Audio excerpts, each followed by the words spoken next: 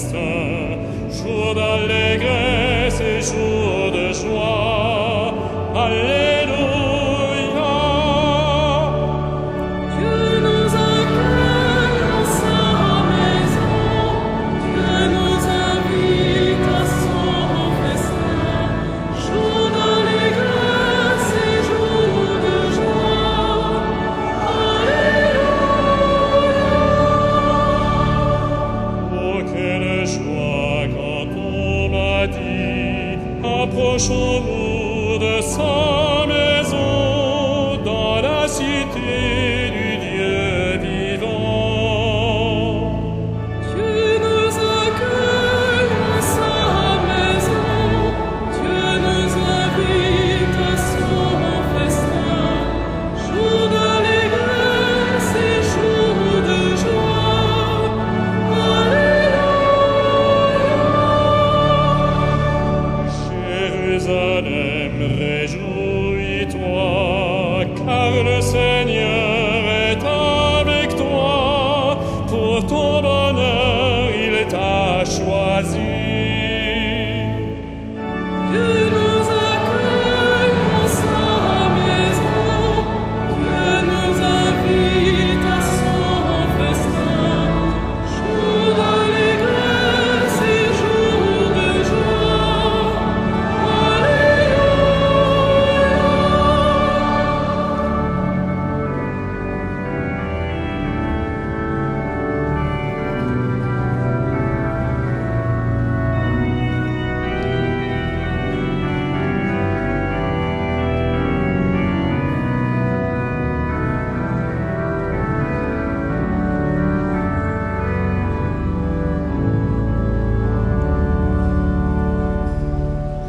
Criez de joie pour notre Dieu, chantez pour lui, car il est bon, car éternel est son amour.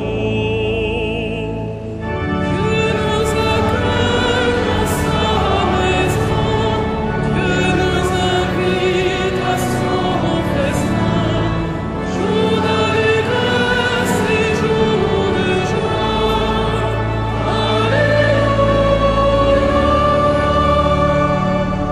Que Jésus-Christ nous garde tous dans l'unité d'un même corps, nous qui mangeons le même pain. Dieu nous accueille dans sa maison, Dieu nous invite à son festin, jour d'allégresse et jour de joie. Alléluia. Si tu savais le don de Dieu, si tu croyais en son amour, tu n'aurais plus de peur en toi. Dieu nous accueille dans sa maison, Dieu nous invite à son festin, jour d'allégresse et jour de joie.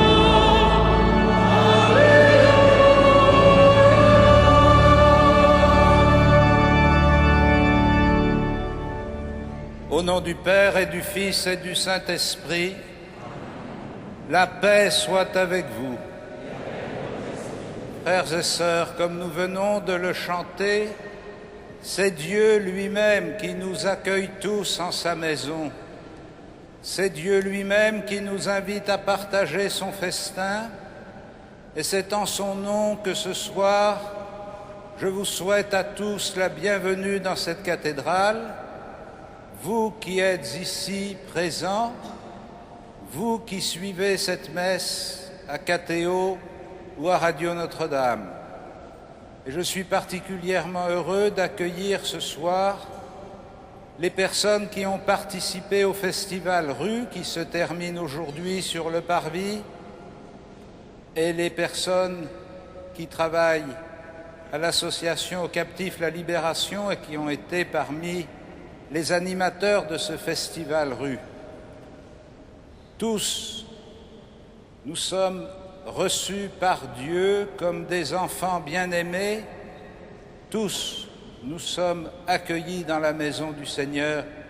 Prions-le qu'il pose sur nous son regard miséricordieux et qu'il nous pardonne tous nos péchés. Je confesse à Dieu Tout-Puissant, je reconnais devant mes frères que j'ai péché en pensée, en parole, par action et par omission. Oui, j'ai vraiment péché, c'est pourquoi je supplie la Vierge Marie, les anges et tous les saints, et vous aussi, mes frères, de prier pour moi le Seigneur notre Dieu, et que Dieu Tout-Puissant nous fasse miséricorde, qu'il nous pardonne nos péchés et nous conduise à la vie éternelle.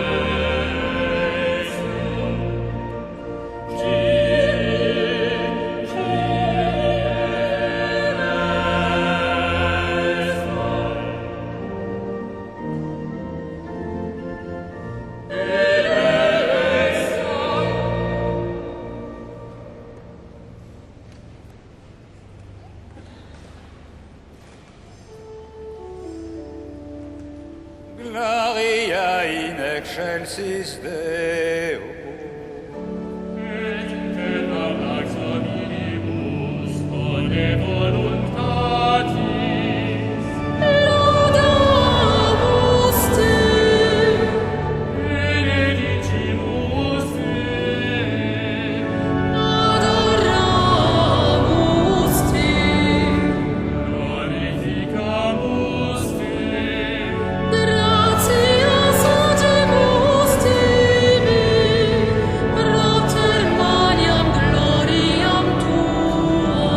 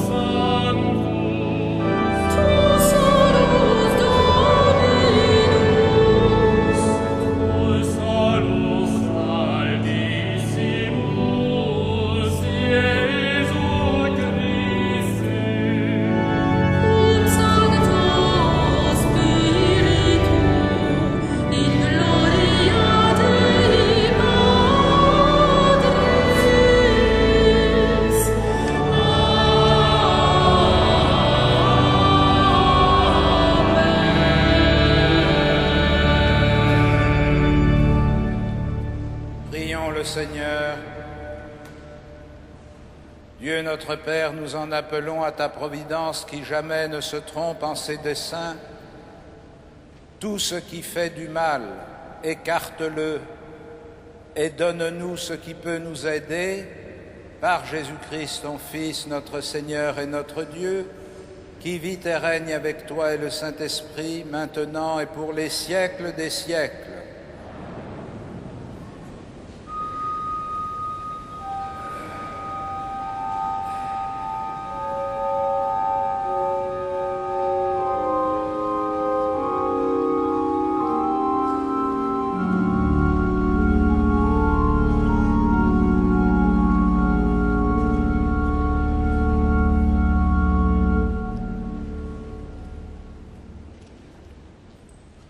Lecture du livre du Deutéronome.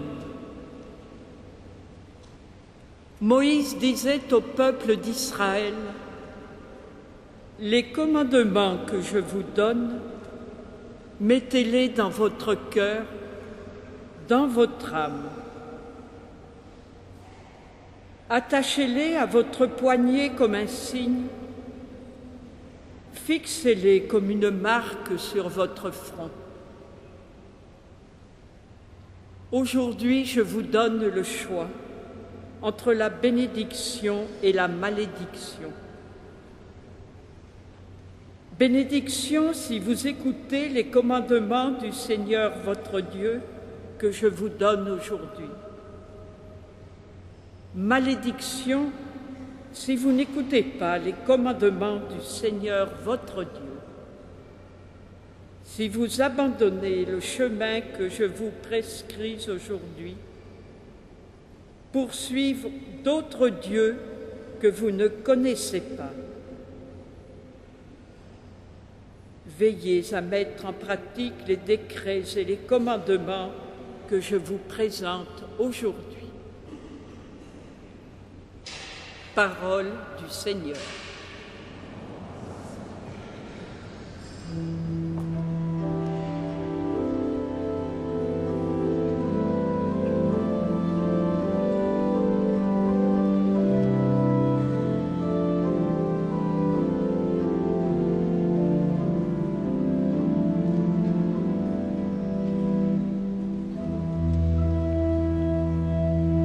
C'est toi, Seigneur, le rocher qui me sauve.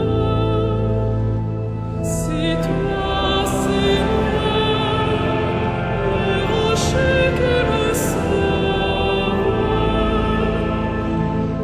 Sois le rocher qui m'abrite, la maison fortifiée qui me sauve, ma forteresse et mon roc, c'est toi.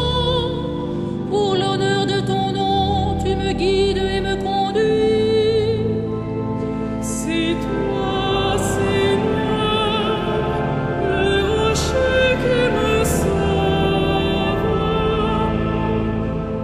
Sur ton serviteur que s'illumine ta face, sauve-moi par ton amour. Tu combles la face du monde, ceux qui ont en toi leur refuge. C'est toi, Seigneur, le rocher qui me sauve. Aimez le Seigneur, vous ses fidèles, le Seigneur veille sur les siens. Soyez forts, prenez courage, vous tous qui espérez le Seigneur. C'est toi, Seigneur, le rocher qui me sauve.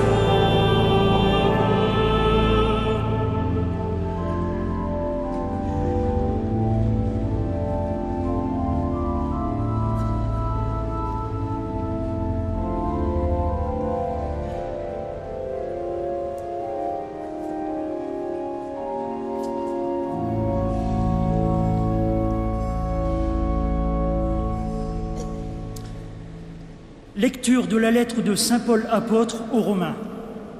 Frères, tous les hommes sont dominés par le péché. La loi de Moïse, elle, servait seulement à faire connaître le péché. Mais aujourd'hui, indépendamment de la loi, Dieu a manifesté sa justice qui nous sauve. La loi et les prophètes en sont déjà témoins. Et cette justice de Dieu, donnée par la foi en Jésus-Christ, elle est pour tous ceux qui croient. En effet, il n'y a pas de différence. Tous les hommes sont pécheurs. Ils sont tous privés de la gloire de Dieu. Lui qui leur donne d'être des justes par sa seule grâce, en vertu de la rédemption accomplie dans le Christ Jésus. Car Dieu a exposé le Christ sur la croix, afin que, par l'offrande de son sang, il soit le pardon pour tous ceux qui croient en lui.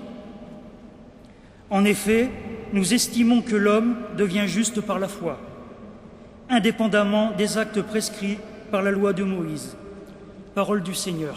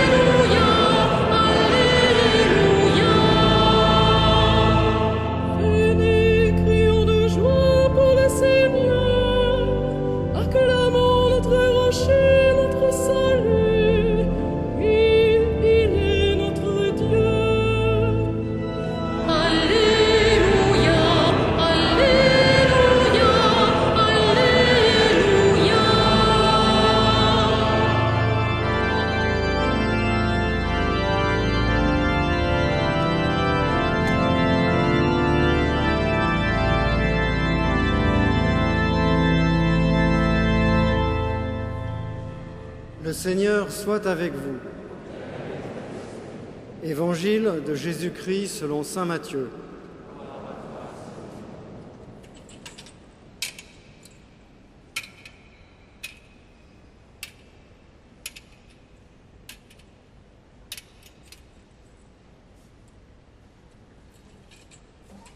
Comme les disciples s'étaient rassemblés autour de Jésus sur la montagne, il leur disait : il ne suffit pas de me dire « Seigneur, Seigneur » pour entrer dans le royaume des cieux, mais il faut faire la volonté de mon Père qui est aux cieux.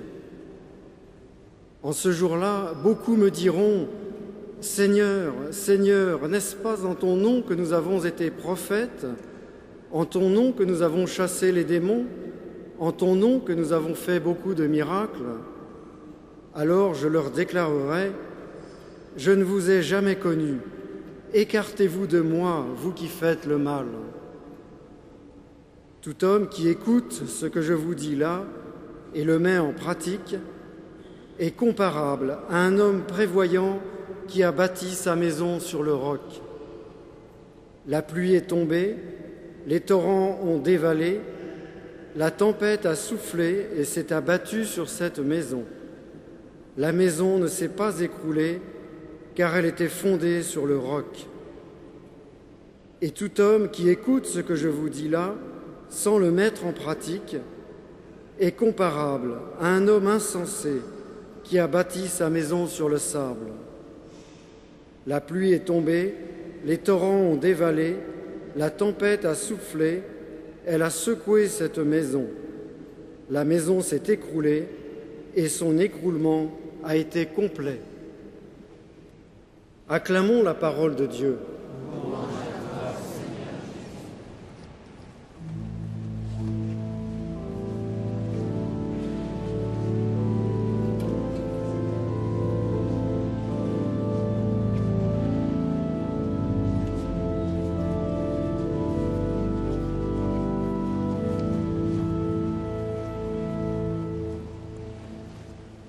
Frères et sœurs, ce passage de l'Évangile de saint Matthieu que nous venons d'entendre nous conduit peu à peu au terme du sermon sur la montagne, au long duquel le Christ transmet à ses disciples les grands objectifs et les commandements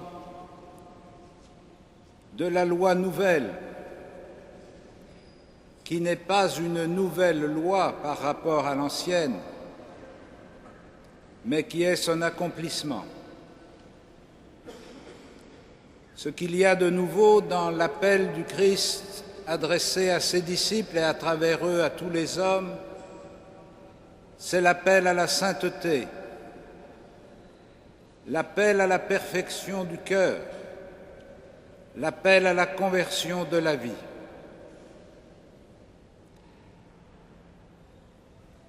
Nous l'avons entendu, l'un des signes de ce changement dans notre manière d'être, c'est quand nous commençons à mettre en pratique la parole de Dieu. Mais nous le savons, il y a un écart important entre la parole que nous accueillons, la parole à laquelle nous croyons, et ce que nous sommes capables d'en réaliser. Et il vaut sans doute la peine de réfléchir quelques instants sur cet écart, qui ne concerne pas seulement d'ailleurs l'attitude des disciples du Christ par rapport à la parole de Dieu, mais qui concerne aussi tous les hommes dans la manière dont ils vivent le rapport entre les grands sentiments de générosité qui peuvent habiter leur cœur, les grands sentiments de générosité qui sont si facilement médiatisés par nos télévisions et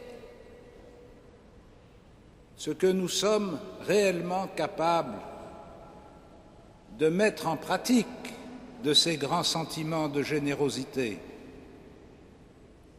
Il n'est pas très difficile d'émouvoir le monde avec quelques images. Il n'est même pas très difficile de solliciter un peu de compassion avec ces images. Tant que l'émotion et la compassion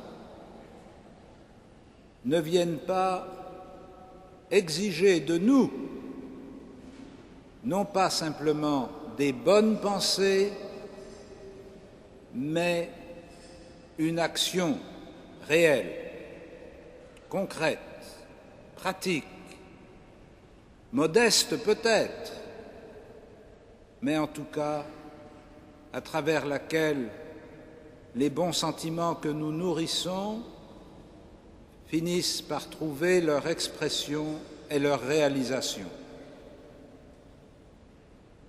Et nous le savons bien, chacun pour nous, chacun pour soi-même, dans sa propre vie, et nous le savons bien dans la vie de notre société, il y a un grand écart entre l'appel à la solidarité, la provocation à la générosité et l'acceptation des actes que chacun de nous peut être appelé à poser et que certains d'entre nous montrent que l'on peut poser ces actes. Devant cet écart, nous pouvons avoir une attitude négative, une attitude pharisienne finalement, qui consiste à dénoncer l'hypocrisie des belles âmes, capables de s'émouvoir mais pas capables de se priver. Nous pouvons être tentés tendre la main accusatrice, le doigt accusateur dans la direction des chrétiens qui font profession d'amour et qui ont souvent tant de mal à passer aux actes. Mais nous pouvons aussi mesurer cet écart et l'éprouver comme un signe d'espérance. Quelle espérance? Une espérance qui habite chacun d'entre nous. Nous valons mieux que ce que nous sommes capables de faire. Nous valons mieux parce que, malgré notre égoïsme, malgré notre indifférence, malgré notre aveuglement, nous sommes encore capables de nous laisser émouvoir par la souffrance des autres et par leur misère. Même si nous ne sommes pas encore capables de faire passer cette émotion dans des actes concrets de solidarité, le fait que nous ne soyons pas devenus indifférents à ce qui arrive dans le monde est un signe d'espérance. Oui, nous sommes faibles, oui, nous devons reconnaître que nous ne mettons pas facilement en pratique la générosité dont nous parlons si fréquemment, mais nous devons aussi comprendre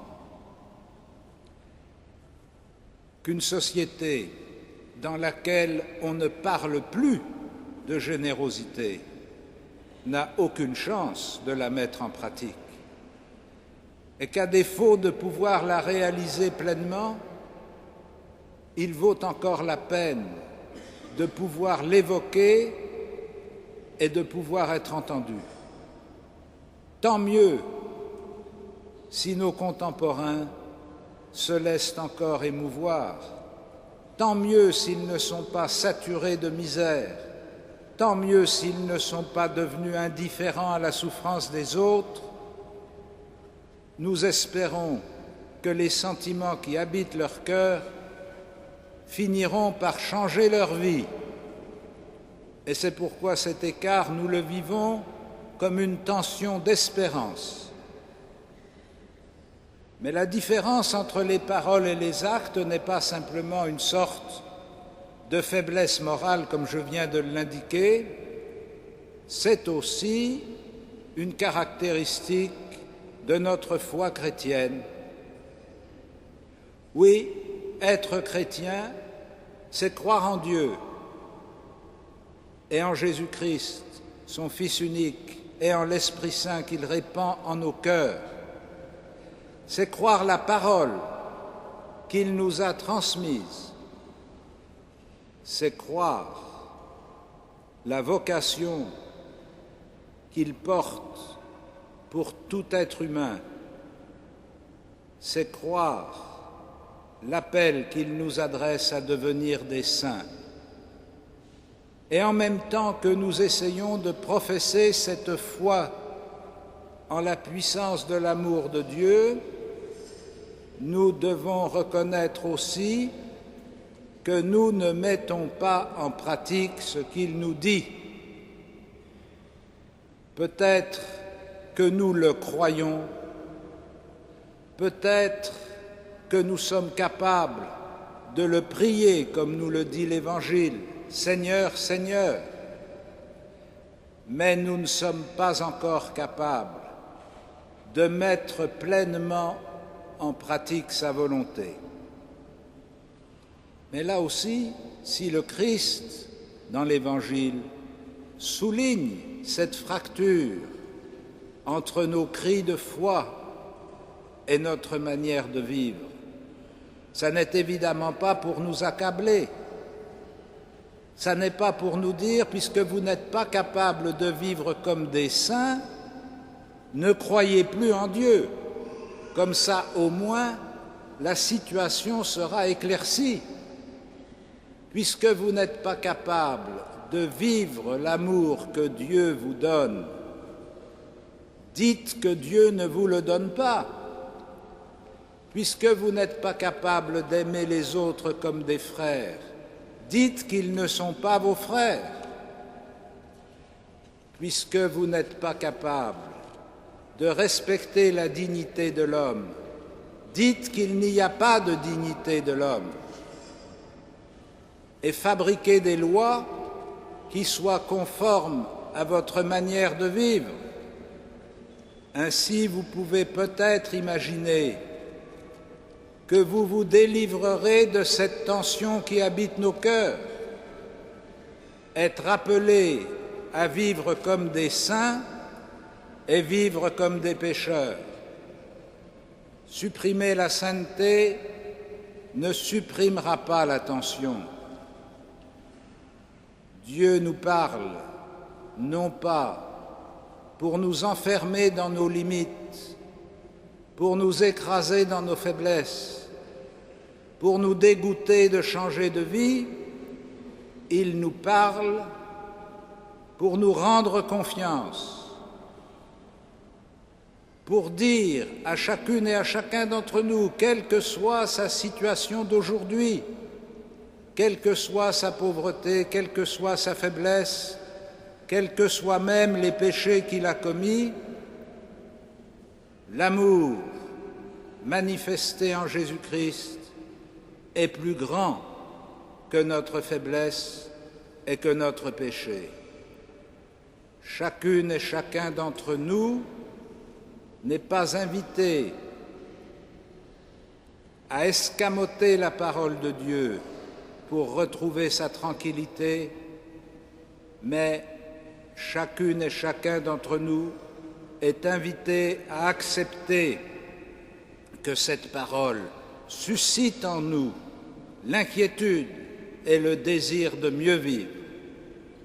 Ainsi, ces commandements que Dieu a donnés à Moïse sur le mont Sinaï, ces commandements qu'il a renouvelés par la bouche même de son Fils dans le Sermon sur la montagne, cet appel à l'amour de Dieu et à l'amour de nos frères ne sont pas lancés sur nous comme une condamnation, mais comme un appel à une vie nouvelle.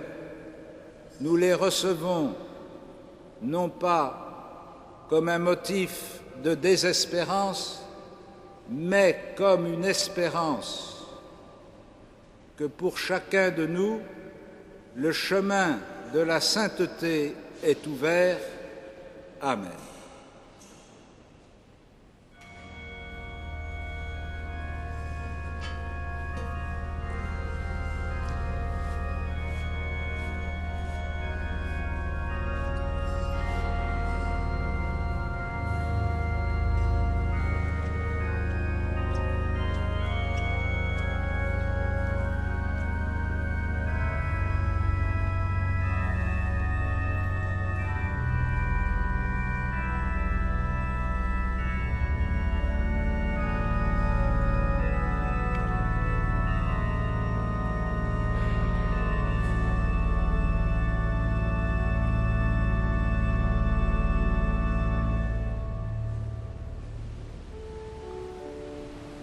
Credo in unum Deum.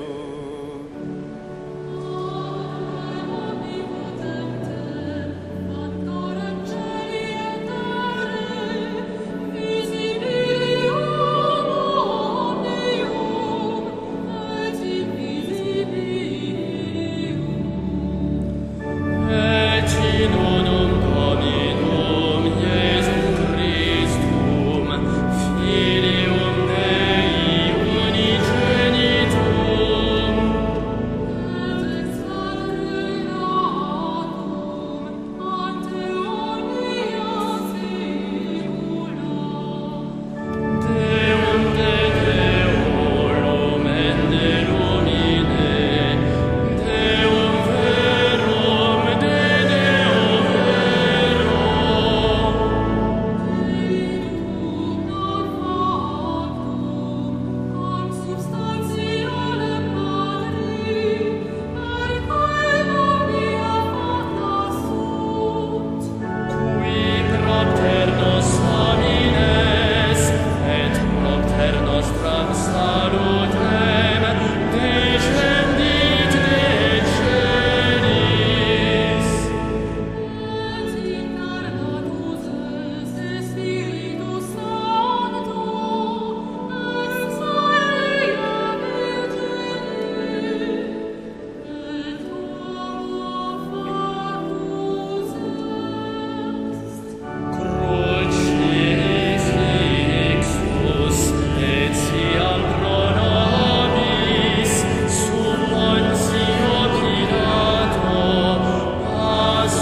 et sepultus est.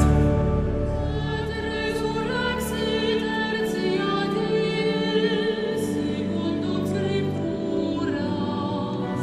Et ascendit in caelum, sedet ad dexteram Patris. Et iterum venturus desum gloria, iudicare meas et mortuos, cuius regnare infinis. Et in spiritum sanctum Dominum, et vivificantem, qui ex Patre Filioque procedit. Padre Filio, simul adorator, et cum glorificator, qui locutus est in prophetas. Et unam sanctam catholicam et apostolicam ecclesiam Confidearum baptismam in remissionem peccatorum. et expector resurrectionem mortuorum. Et vitam percurri seculi.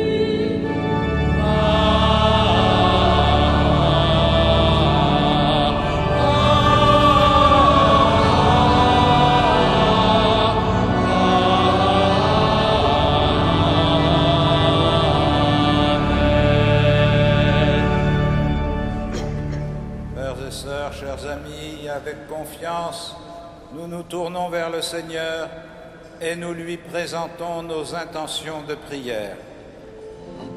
Seigneur, nous te prions.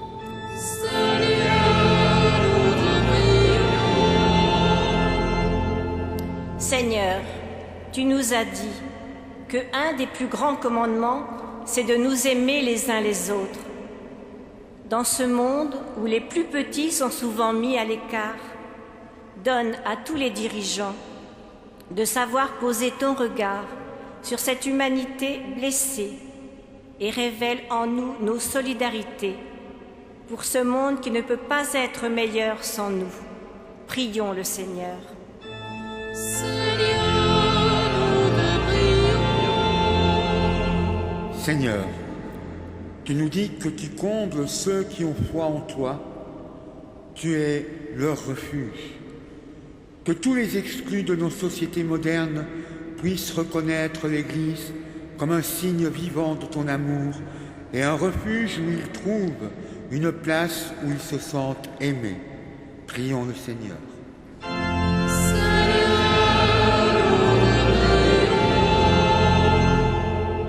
Seigneur, tu nous as dit que l'on est juste par la foi et que pour entrer dans ton royaume, il faut faire la volonté de ton Père. L'homme privé d'amour est privé de Dieu. Aussi fais que dans nos communautés, nous puissions reconnaître ta présence à travers chacun d'entre nous et porter toute notre attention aux plus petits qui sont nos frères. Prions le Seigneur.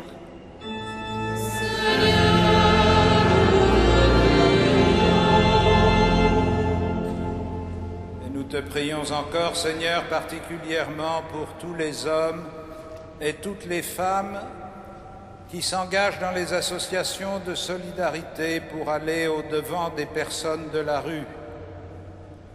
Que la puissance de ton esprit anime leur cœur et que ta main les bénisse. Nous te le demandons par Jésus le Christ, notre Seigneur. Amen.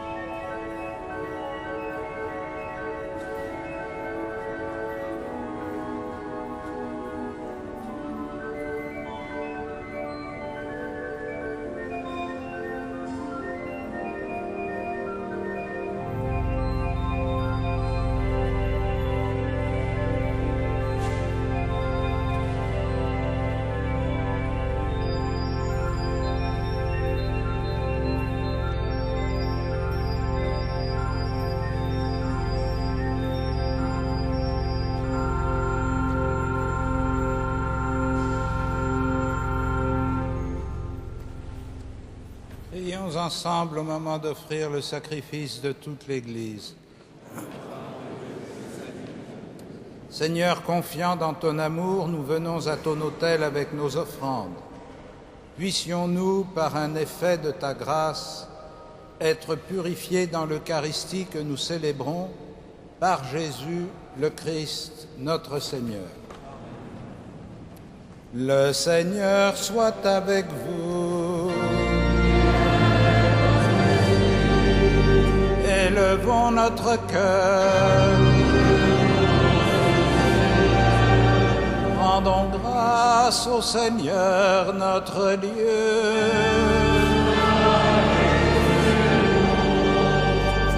Vraiment, il est juste et bon de te rendre gloire, de t'offrir notre action de grâce toujours et en tout lieu. À toi, Père très saint, Dieu éternel et tout-puissant, ton amour pour le monde est si grand que tu nous as envoyé un sauveur. Tu l'as voulu semblable aux hommes en toutes choses à l'exception du péché, afin d'aimer en nous ce que tu aimais en lui. Nous avions rompu ton alliance, nous la retrouvons dans l'obéissance de ton Fils. Voilà pourquoi, Seigneur, avec les anges et tous les saints, nous proclamons ta gloire en chantant.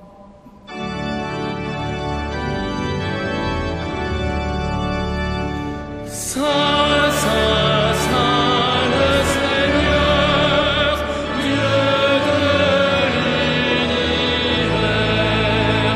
le ciel et la terre sont remplis de ta gloire. Hosanna au plus haut des cieux, béni soit celui qui vient au nom du Seigneur. Hosanna au plus haut des cieux. Tu es vraiment saint, Dieu de l'univers, et toute la création proclame ta louange, car c'est toi qui donnes la vie, c'est toi qui sanctifies toutes choses par ton Fils Jésus-Christ notre Seigneur, avec la puissance de l'Esprit Saint. Et tu ne cesses de rassembler ton peuple afin qu'il te présente partout dans le monde une offrande pure. C'est pourquoi nous voici rassemblés devant toi, et dans la communion de toute l'Église, en ce premier jour de la semaine, nous célébrons le jour où le Christ est ressuscité d'entre les morts. Par lui que tu as élevé à ta droite, Dieu Tout-Puissant, nous te supplions de consacrer toi-même les offrandes que nous apportons. Sanctifie-les par ton Esprit, pour qu'elles deviennent le corps et le sang de ton Fils, Jésus-Christ notre Seigneur, qui nous a dit de célébrer ce mystère. La nuit même où il fut livré, il prit le pain, en te rendant grâce, il le bénit. Il le rompit et le donna à ses disciples en disant : « Prenez et mangez-en tous, ceci est mon corps livré pour vous. »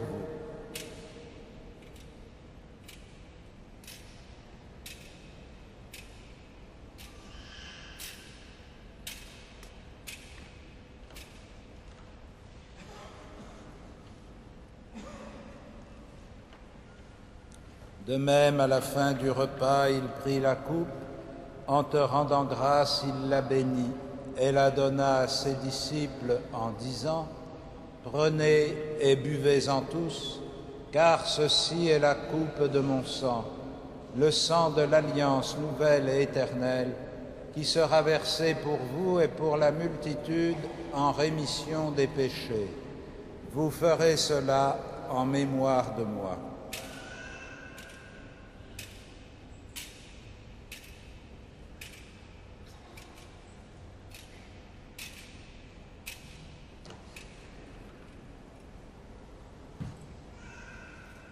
Il est grand le mystère de la foi. Nous proclamons ta mort, Seigneur Jésus.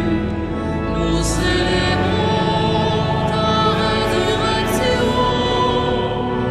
Nous attendons ta venue dans la gloire.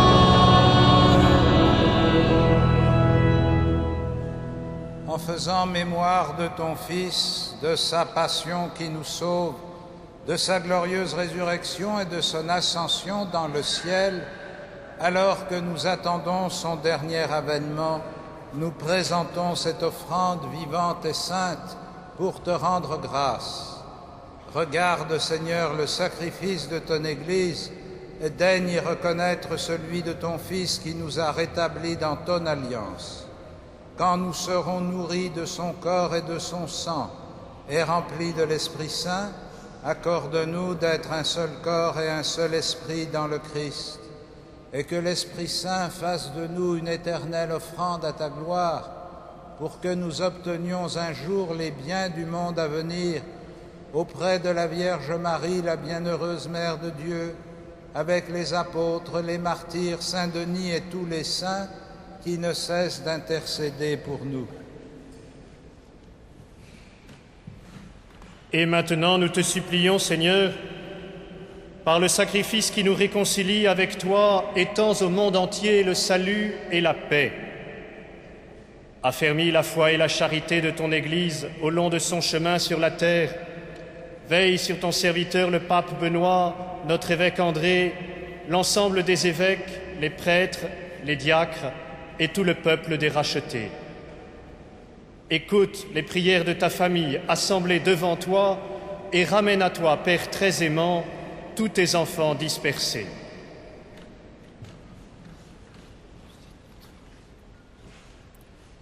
Pour nos frères défunts, pour les hommes qui ont quitté ce monde et dont tu connais la droiture, nous te prions. Nous te prions particulièrement pour Patrick Giros. Reçois-les dans ton royaume, où nous espérons être comblés de ta gloire tous ensemble et pour l'éternité, par le Christ notre Seigneur, par qui tu donnes au monde toute grâce et tout bien. Par lui, avec lui et en lui.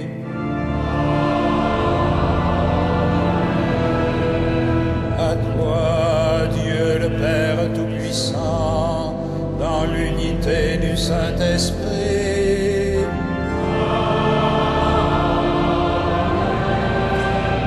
tout honneur et toute gloire pour les siècles des siècles.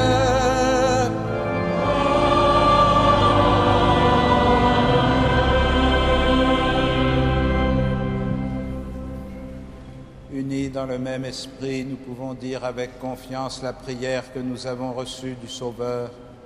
Notre Père, qui es aux cieux, que ton nom soit sanctifié, que ton règne vienne, que ta volonté soit faite sur la terre comme au ciel.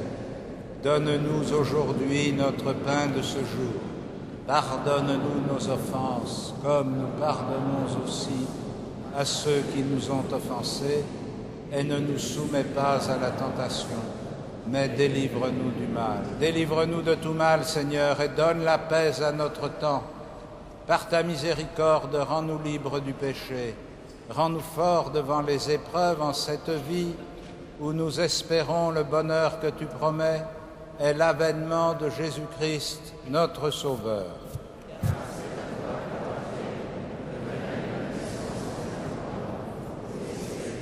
Seigneur Jésus-Christ, tu as dit à tes apôtres, « Je vous laisse la paix, je vous donne ma paix ».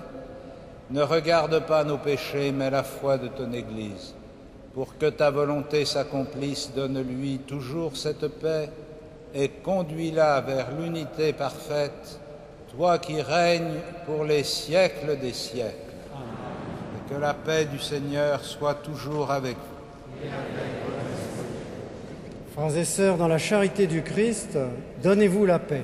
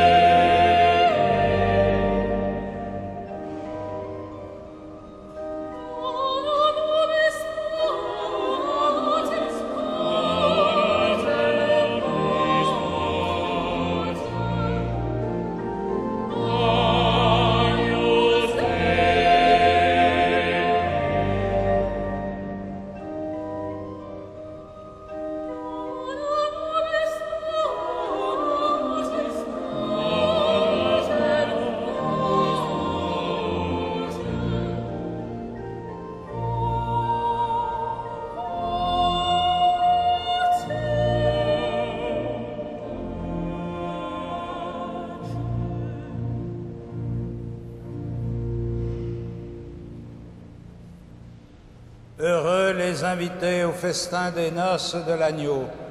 Voici l'agneau de Dieu qui enlève le péché du monde. Seigneur, je ne suis pas digne de te recevoir, mais dis seulement une parole et je serai guéri.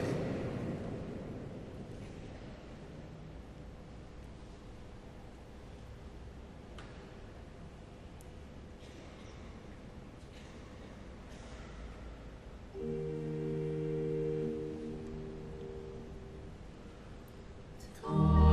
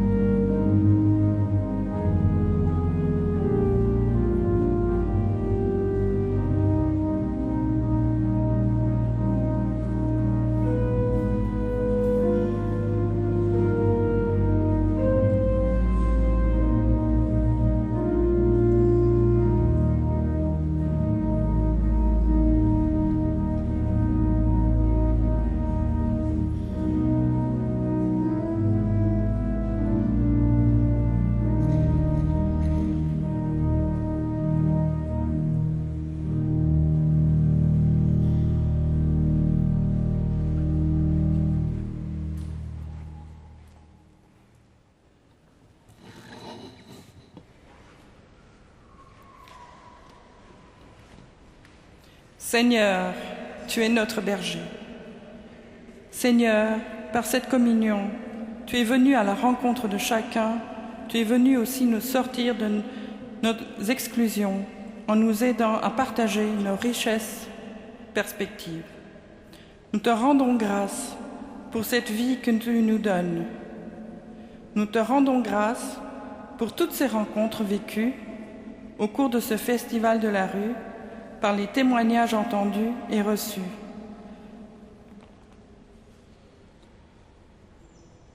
Que cette communion nous brûle d'une charité qui nous attire toujours plus vers toi, Christ, notre roc, notre rocher.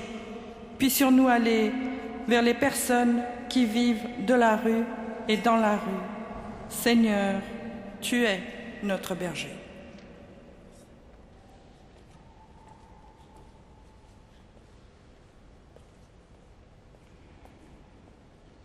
Mardi prochain, 3 juin, aura lieu ici même à Notre-Dame un concert exceptionnel à 20h30, Vêpres à la Vierge de Claudio Monteverdi.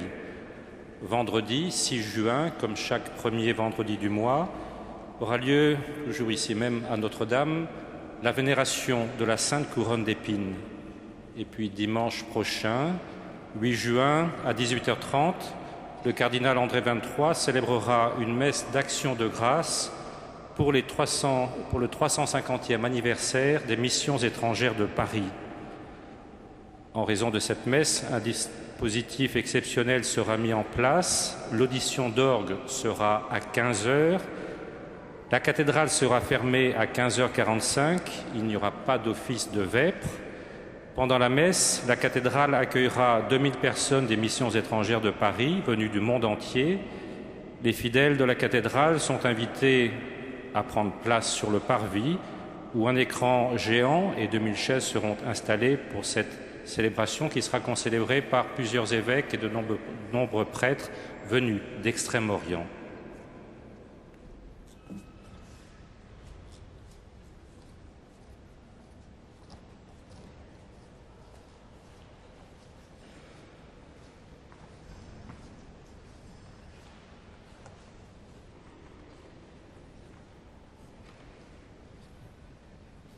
Prions encore le Seigneur. Seigneur, guide-nous par ton Esprit, toi qui nous as donné le corps et le sang de ton Fils. Accorde-nous de te rendre témoignage non seulement avec des paroles, mais aussi par nos actes, et nous pourrons entrer dans le royaume des cieux par Jésus le Christ, notre Seigneur.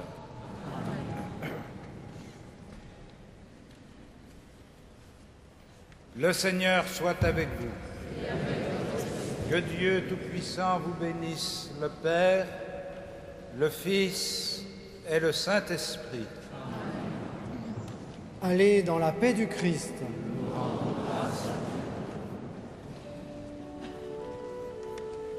Salve Regina.